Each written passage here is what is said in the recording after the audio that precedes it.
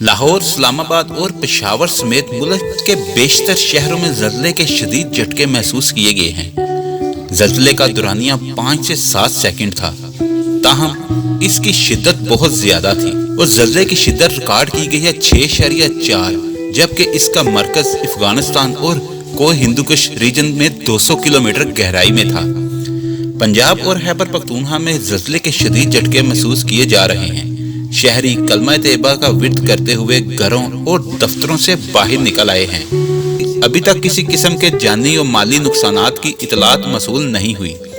زلزلے کے شدید جھٹکے وفاقی دارالحکومت اسلام آباد، آزاد کشمیر، کوٹلی، گلگت بلتستان، چترال، راولپنڈی، مردان، مری، ساہیوال، ڈسکا، جہلم، حافظ آباد، گجرانوالہ، شیخوپورہ اور دیگر کئی شہروں میں محسوس کیے گئے ہیں۔